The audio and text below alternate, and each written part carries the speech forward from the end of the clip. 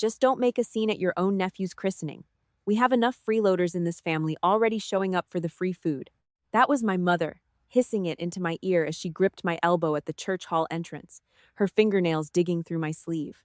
Before I could even set my purse down, my older sister Vanessa swept past in her Coast Guard dress blues, close enough that her shoulder clipped mine on purpose. Look who finally crawled out of her cubicle. Her friends laughed behind their champagne flutes. My father was standing 3 feet away holding baby Wyatt. He heard every single word. He didn't even turn his head. He just kept bouncing the baby and complimenting the caterer's shrimp. For 9 years, I had been quietly wiring money into my brother's commissary debt and covering my mother's mortgage gap twice a year like clockwork. And none of it mattered, because I didn't have a uniform they could brag about at church. I worked out of a gray building with no sign on it, and as far as this family was concerned, that made me a nobody. A freeloader. That's what they called me. That night, standing in that church hall with a cheap paper plate in my hand, I felt something in my chest finally go quiet and cold, the way a room goes quiet right before a storm hits. I was ready to walk out that door and never look back. And then the double doors at the far end of the hall swung open hard enough to bang against the wall. My brother-in-law Derek Voss walked in. Green Beret, Special Forces, the family's golden god, the reason my mother kept a framed photo of him on the mantle instead of any of her own children.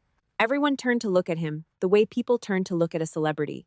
He didn't smile at Vanessa. He didn't wave at my mother. He walked straight past both of them, straight through the crowd, straight toward the folding table in the back corner, where I was standing alone.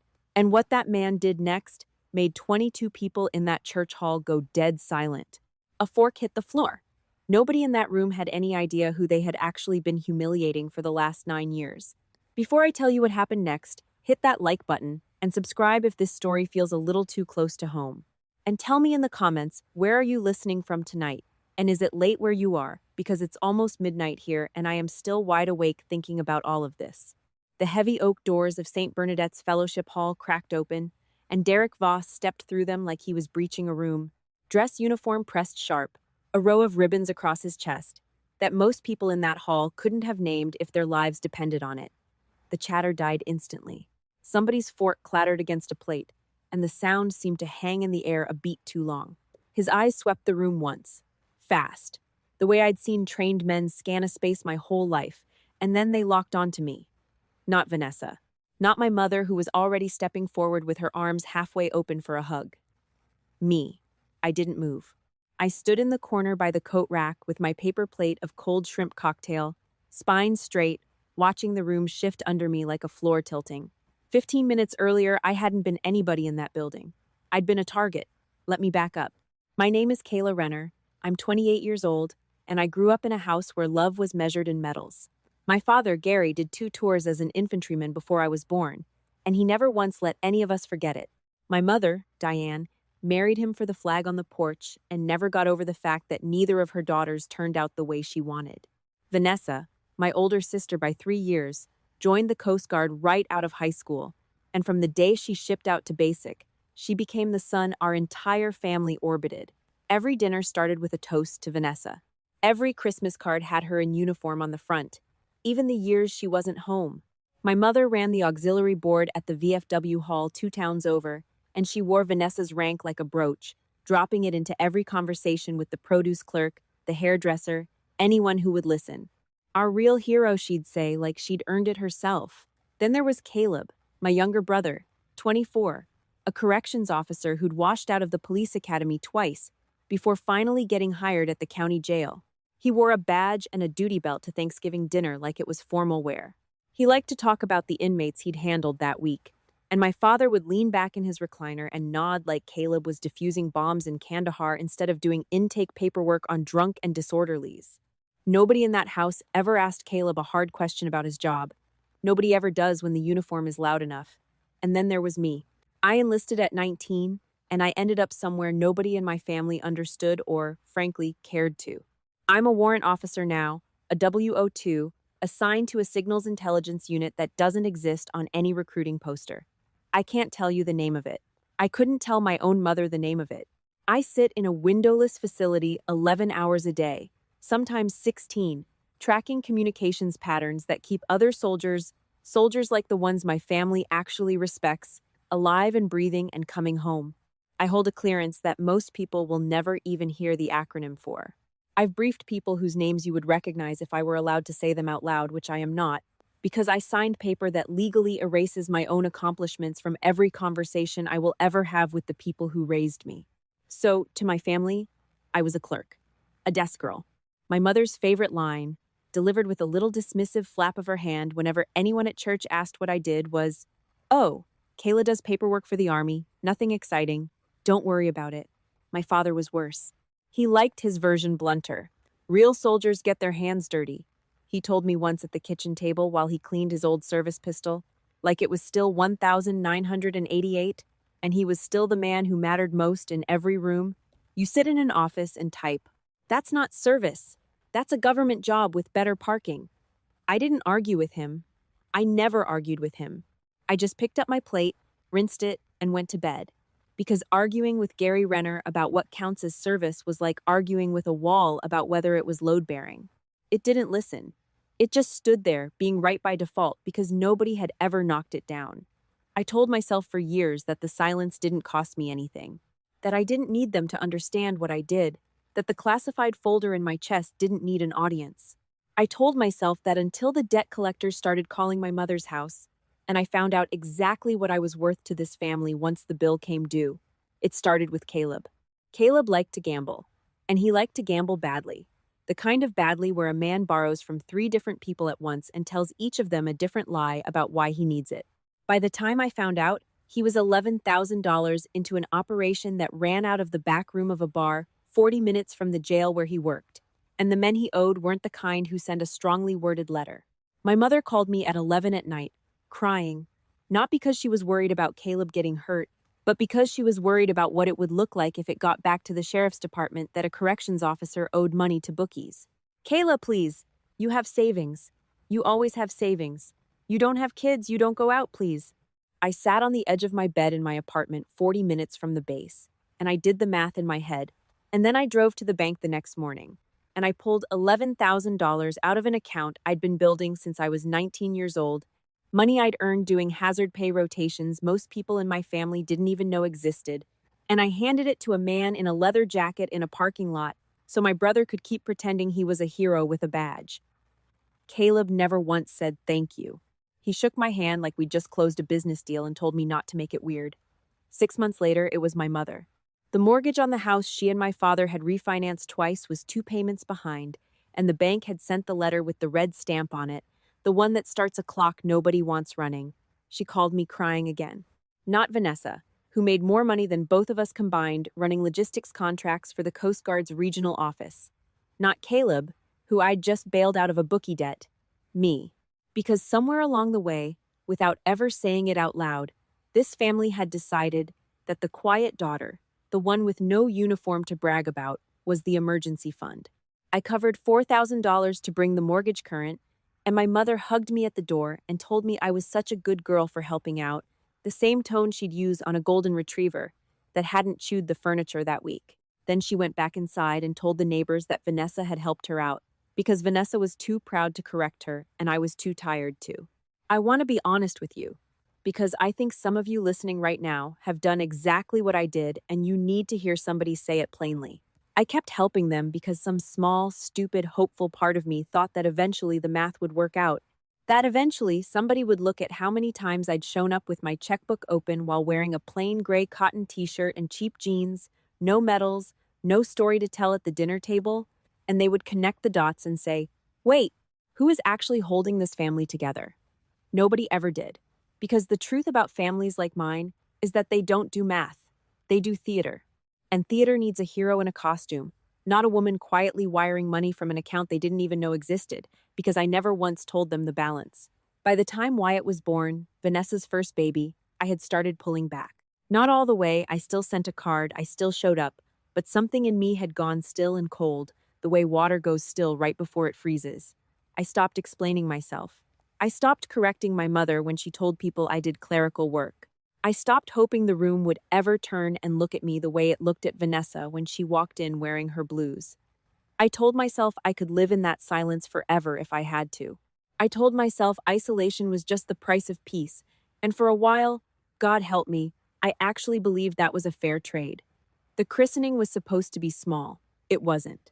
My mother had rented the fellowship hall at St. Bernadette's and invited half the parish because Vanessa's husband was flying in for it, and Vanessa's husband flying in for anything in this family was treated like the Pope announcing a visit. Derek Voss. Green Beret, attached to a special forces group, my father liked to talk about at length despite understanding almost nothing about what it actually did. Derek was, by every account, the real deal. And I want to say that clearly, because this isn't a story about tearing down someone who earned his uniform. Derek had earned his. The problem was never Derek. The problem was what my family did with him.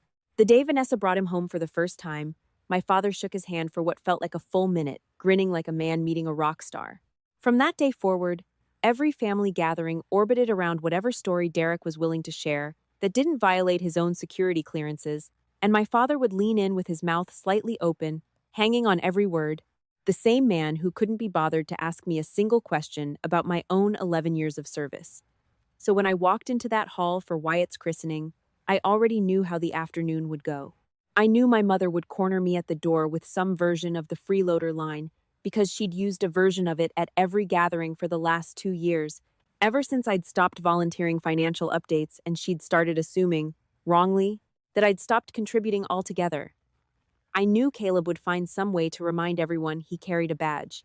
What I didn't expect was for her to say it right at the doorway, loud enough for the greeter to hear, loud enough that I felt my face go hot in front of strangers. "Just don't make a scene at your own nephew's christening," she hissed, her fingers tight around my elbow. "We have enough freeloaders in this family already showing up for the free food." I stood there holding my purse, and for one long second I genuinely considered turning around and walking back out to my car. Caleb clocked me from across the room and smirked, said something to his buddy from the jail loud enough for me to catch the word cubicle. My father, holding baby Wyatt, close enough to have heard every word my mother said, didn't even glance over. He adjusted the baby's little cap and asked the caterer if there was more shrimp coming out. I want you to understand something about how I felt in that moment, because I think it matters more than the reveal that came after it. I wasn't angry. Not yet. I was tired. 9 years of tired, all landing at once in a church basement that smelled like sheet cake and old carpet. I had $11,000 of my own savings in a bookie's leather jacket, somewhere in this town's memory. 4,000 more, sitting quietly on a mortgage nobody credited me for, and I had exactly 0 medals to show for any of it, because the things I actually did couldn't be worn on a chest. I set my paper plate down on the folding table because my hands had started to shake slightly, and I decided right there that this would be the last one. The last christening, the last Christmas, the last time I let this family use me as the invisible scaffolding holding up everyone else's performance. And that's when the doors banged open. Derek came in straight from the airport, still in uniform because his flight had been delayed, and he hadn't had time to change before driving straight to the church. The whole room turned toward him at once, the way a field of sunflowers turns toward light, and my mother actually gasped and started forward, her arms already lifting for a hug, already composing whatever sentence she was going to say about our real hero finally arriving. Derek didn't look at her. He didn't look at Vanessa either, who had frozen mid-step near the dessert table. His eyes swept the room once, fast, scanning, and then they found me in the corner by the coat rack, and he started walking, straight past my mother's outstretched arms, straight past Vanessa, straight past my father, who lowered the baby slightly in confusion. He crossed the entire length of that fellowship hall in maybe 8 seconds, and the room had gone so quiet by the 3rd step that I could hear the ice machine humming in the kitchen. He stopped directly in front of me, squared his shoulders, and snapped a salute so sharp it looked like it could cut glass. "Ma'am," he said, his voice carrying to every corner of that hall, "it's an honor. I've wanted to shake your hand for 2 years, and Vanessa kept telling me you'd get here eventually." Somebody's fork hit the floor behind me. I didn't even see whose.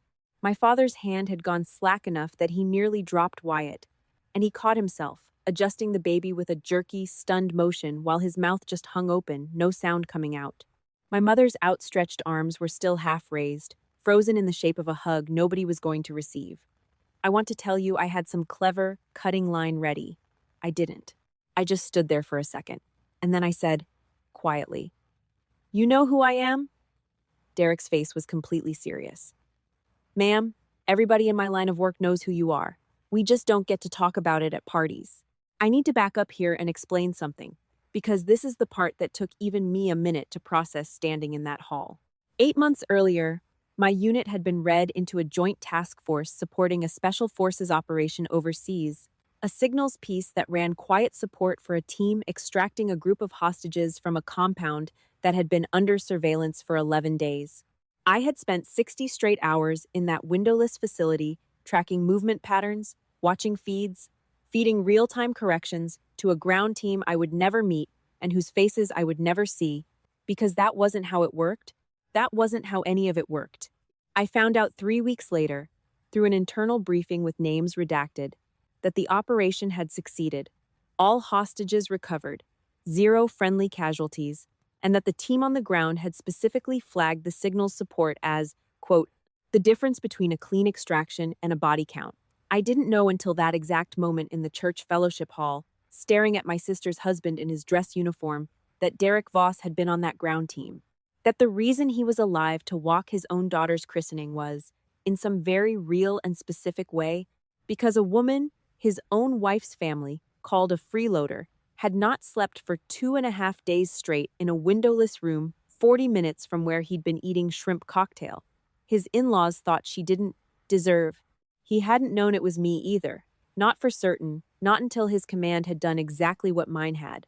Quietly, through channels, connecting a name to an operation number months after the fact, the way these things sometimes eventually surface between units that end up working together more than once. When Vanessa had mentioned offhand months ago that her little sister worked signals intelligence out of a facility with a specific unit designation, Derek told me later. Standing outside that church hall, while the reception fell apart behind us, he'd felt something click into place that he hadn't been able to say out loud to anyone, including his own wife, because he'd signed the same kind of paper I had. My mother found her voice first. Derek, honey, she does clerical work, she started, the old line coming out of her by pure muscle memory even as her whole face was still catching up to what she'd just watched. Derek didn't even turn to look at her. Ma'am, he said, still facing me, with respect, I don't think you understand what your daughter does. I'm not able to tell you, but I can tell you that I have a 2-year-old daughter of my own sleeping upstairs at my mother-in-law's house right now because of decisions this woman made in a room none of us will ever be allowed to see. I owe her my life. My actual, literal life. And I've been waiting 2 years for a chance to say that to her face, because apparently nobody in this family thought it was worth mentioning that she's the reason I'm standing here. The silence in that hall after he finished talking was the kind of silence that has weight to it. I could hear the baby fussing softly against my father's shoulder. I could hear somebody's chair creak. Caleb, over by the drinks table, had gone completely still, his badge story smirk wiped off his face like someone had taken an eraser to it. I didn't cry. I want to be honest about that, because I think people expect a moment like that to break you open, and it didn't. Not there, not yet. What I felt instead was something closer to relief, the specific relief of finally setting down something heavy you've been carrying so long you forgot it had weight. I looked at my mother, who was still standing there with her arms half raised for a hug that was never going to happen now, and I said quietly enough that only the people nearby could hear it, "It's okay, Mom. I know it's hard to see something you spent 9 years refusing to look at." I didn't stay much longer after that. I hugged Vanessa, who was crying and apologizing in the same breath, though I noticed she never quite said what exactly she was apologizing for. I shook my father's free hand, and he held onto it a beat too long, like he wanted to say something and couldn't find the shape of it. I told Caleb, quietly, on my way out, that the $11,000 I'd given him wasn't a loan anymore. It was a gift, because I never wanted to hear him mention it again, and something in his face told me he understood exactly what I meant by that. And it wasn't kindness. The months after the christening were quiet in a different way than before. Not the cold, waiting silence I'd lived in for years, but an actual quiet, the kind you choose. I moved to a new post 2 states over, a promotion I'd been eligible for and sitting on for over a year because some old, stubborn part of me hadn't wanted to move that far from a family that had never once asked me to stay close. I stopped answering my mother's calls on the first ring. I let some of them go to voicemail entirely. When she left messages, they had a different tone now. Careful, almost deferential. and I noticed she'd started introducing me to people. On the rare occasions I visited, as my daughter, who does something for the government I'm not allowed to ask about, which was, I suppose, as close to an apology as Diane Renner was ever going to get to. Derek and I talked a handful of times after that, official channels mostly, the kind of careful, redacted conversations two people have when they both understand exactly how much they're not allowed to say. He never told Vanessa the specifics, and neither did I, because that wasn't ours to give away. But he made a point, every single time our units crossed paths again over the following year, of introducing me to people the right way. "This is Chief Warrant Officer Renner," he'd say, and something in his voice made it clear that was a name people were supposed to remember, even if they'd never be told exactly why. I think about that church hall a lot, the way the whole room turned when those doors opened, the way 22 years of being told I was the lesser daughter collapsed in about 8 seconds because one man decided my worth wasn't his to keep quiet about anymore. And I think about how close I came to walking out that door before he ever arrived, how easily this could have just been one more Christmas card I stopped sending, one more silence I let calcify into something permanent. Here's what I want to leave you with tonight, whoever you are, wherever you're listening from. If you are the quiet one in your family, the one who shows up with the checkbook and never gets the toast, the one who's been told in 100 small ways that what you do doesn't count because it doesn't come with a costume, I need you to hear me clearly. Your worth was never something they had the authority to assign in the first place. You don't need a Green Beret to walk through a set of double doors and salute you in front of everyone for your life to have been worth something all along. Stop waiting for the room to turn around on its own. Sometimes it does, and it's a hell of a thing when it happens. But you cannot build your whole sense of yourself around the hope that someday, somebody will finally notice. Build it yourself, in the silence, on your own terms, and let the recognition be a bonus if it ever comes, not the reason you get up in the morning. If you've ever been the invisible one in your own family, the one who did the real work while somebody louder took the bow, I want you to hit that like button right now, and I want you to tell me in the comments what your version of that church hall moment was, or whether you're still waiting for yours. Let's talk about it. And if this story meant something to you tonight, go ahead and subscribe, because I've got more of these, and I have a feeling some of you already know exactly why that matters.